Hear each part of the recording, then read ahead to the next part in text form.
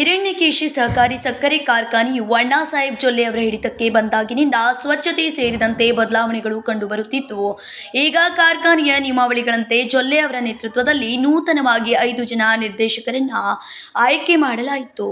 ನೂತನ ನಿರ್ದೇಶಕರಾಗಿ ದಿ ಅಪ್ಪಣ್ಣಗೌಡ ಪಾಟೀಲ್ ಅವರ ಮೊಮ್ಮಗ ಮಲ್ಲಿಕಾರ್ಜುನ್ ಬಾಬಾಗೌಡ ಪಾಟೀಲ್, ಅಶೋಕ್ ಬಸಪ್ಪ ಚಂದಪ್ಪ ಗೌಡ್, ಸುರೇಶ್ ಸಿದ್ದರಾಮಯ್ಯ ರಾಯಮನೆ, ಶಾರದಾ ಸುರೇಶ್ ಗೌಡ ಪಾಟೀಲ್, ಭಾರತಿ ಮಹಾಲಿಂಗಂಜಿ ಆಯ್ಕೆಯಾಗಿದ್ದಾರೆ.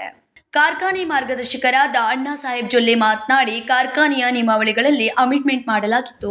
15 ನಿರ್ದೇಶಕರನ್ನ ಹೊಂದಿದ್ದು, ಅದರಲ್ಲಿ ಒಬ್ಬ ನಿರ್ದೇಶಕರು ನಿಧನ ಹೊಂದಿದ ಸ್ಥಾನದಲ್ಲಿ ಒಬ್ಬರನ್ನ ಸೇರಿಸಿಕೊಂಡಿದ್ದು, ಇನ್ನುಳಿದ 4 ಜನರಲ್ಲಿ ಒಬ್ಬ ಸಾಮಾನ್ಯ ಮಹಿಳೆ, ಒಬ್ಬ ಪರಿಶಿಷ್ಟ ಜಾತಿ, 2 ಮಹಿಳೆಯರನ್ನ ಆಯ್ಕೆ ಮಾಡಲಾಗಿದೆ ಎಂದರು. 15 ಡೈರೆಕ್ಟರ್ಸ್ ಆಗ್ಬೇಕಂತ ಅಮೆಂಡ್ಮೆಂಟ್ ಆಗಿ ಬಂದದ. ಅದರಲ್ಲಿ 2 ಮಹಿಳಾ ಮತ್ತು 1 SC ಇರ್ಬೇಕಂತ ಆಗಿ ಬಂದದ.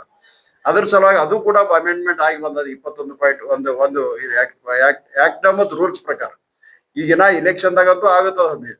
ಅದ್ರ ಇಲೆಕ್ಷನ್ ವರೆಗೆ ನಾವು ಅವು ಕೂಡ ಕೋಆಪ್ಟ್ ಮಾಡ್ಕೋತಾ ಇದ್ದೀವಿ. ಅದನ್ನ ಯಾರ್ಯಾರು ಅನ್ನೋದನ್ನ ಹೇಳ್ತೀನಿ. ಈಗ ಜನರಲ್ ದಲ್ಲಿ ಒಂದಂದ್ರೆ ನಮ್ಮ ಅಶೋಕ್ ಬಸಪ್ಪ ಚಂದಪ್ಪ ಪಾಟೀಲ್ ಹರ್ಗಾಪುರ್ ಅವ್ರನ್ನ ಮಾಡ್ಕೋತದ. ಆಮೇಲೆ ಭಾರತಿ ಮಾಲಿಂಗ್ ಹಂಜಿ ಕಬ್ಬೂರ್ ಅವ್ರನ್ನೊಂದು ಮಹಿಳಾ 2, ಮತ್ತೆ SC ದಲ್ಲಿ ನಮ್ಮ ಸುರೇಶ್ ಸಿದ್ದರಾಮ್ ರಾಯಮಾನಿ ನಿಪ್ಪಾನಿ ಅವ್ರು ಇವ್ರನ್ನ ಮಾಡ್ಕೊತಾರೆ.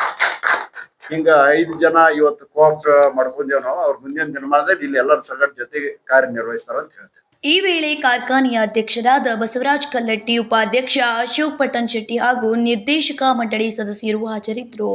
Sachin Kamble, KMM Kannada news, Hukkeri.